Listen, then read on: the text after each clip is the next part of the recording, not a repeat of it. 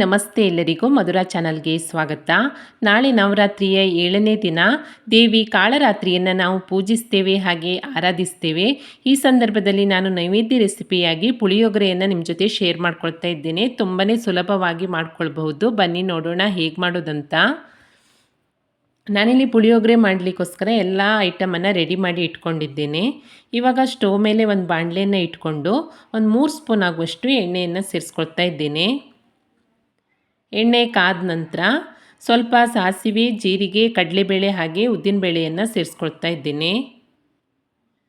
ಹಾಗೆ ಒಂದೆರಡು ಒಣಮೆಣಸು, ಒಂದೆರಡು ಹಸಿಮೆಣಸನ್ನು ಕಟ್ ಮಾಡಿಕೊಂಡು ಸೇರಿಸ್ಕೊಂಡು ಇದನ್ನು ಒಂದು 30 ಸೆಕೆಂಡುಗಳ ಕಾಲ ಹುರ್ಕೊಳ್ತೀನಿ. ಇದು ಹುರಿದಾದ ನಂತರ ಇದಕ್ಕೆ ಒಂದು 2 ಸ್ಪೂನ್ ಆಗುವಷ್ಟು ಕಡಲೆಕಾಯಿ ಬೀಜವನ್ನು ಸೇರಿಸ್ಕೊಂಡು ಅದನ್ನು ಕೂಡ 1 ನಿಮಿಷದ ಕಾಲ ಸ್ವಲ್ಪ ರೋಸ್ಟ್ ಆಗೋ ತನಕ ಹುರ್ಕೊಂಡಿದ್ದೇನೆ. ನಂತರ ಇದಕ್ಕೆ ಸ್ವಲ್ಪ ಕರಿಬೇವಿನ ಸೊಪ್ಪು, ಒಂದು ಅರ್ಧ ಸ್ಪೂನ್ ಆಗುವಷ್ಟು ಅರಿಶಿಣ, ಒಂದು ಚಿಟಿಕೆ ಆಗುವಷ್ಟು ಇಂಗು, ಇದಿಷ್ಟನ್ನು ಸೇರಿಸ್ಕೊಂಡು ಮತ್ತೆ ಫ್ರೈ ಮಾಡ್ಕೊಳ್ತಾ ಇದ್ದೇನೆ.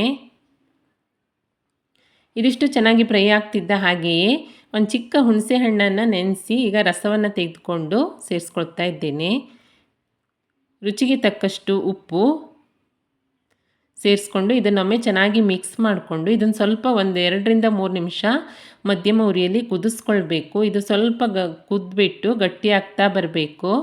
ಅಲ್ಲಿ ತನಕ ನಾವು ಇದನ್ನು ಕುದಿಸ್ಕೊಳ್ಬೇಕು. ನೋಡಿ, ಒಂದು 3 ನಿಮಿಷ ಚೆನ್ನಾಗಿ ಕುದಿಸ್ಕೊಂಡ ನಂತರ ಹುಣಸೆ ರಸ ಎಲ್ಲ ಗಟ್ಟಿ ಆಗ್ತಾ ಬಂದಿದೆ. ಇವಾಗ ನಾನು ಇದಕ್ಕೆ 1 ಕಪ್ ಆಗುವಷ್ಟು ಅನ್ನವನ್ನು ಸೇರಿಸಿ ಈ ರೀತಿಯಾಗಿ ಚೆನ್ನಾಗಿ ಮಿಕ್ಸ್ ಮಾಡಿಕೊಂಡ್ರೆ ದೇವಿಯ ನೈವೇದ್ಯಕ್ಕೆ ತುಂಬಾ ಸುಲಭದಲ್ಲಿ ರುಚಿಯಾದಂತಹ ಪುಳಿಯೋಗರೆ ರೆಡಿಯಾಗುತ್ತೆ.